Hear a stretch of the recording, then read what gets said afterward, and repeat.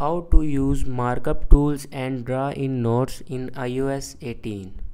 So let's start the video. First of all, open notes,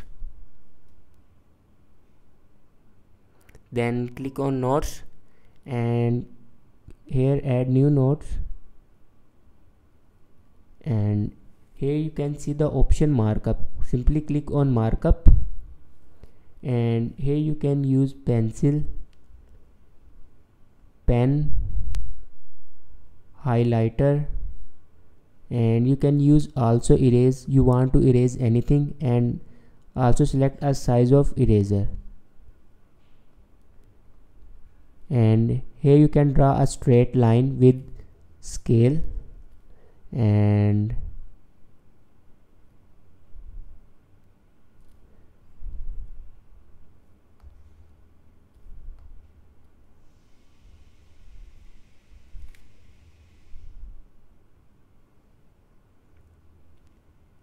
so this is the way to mark up tools and draw in notes in iOS 18.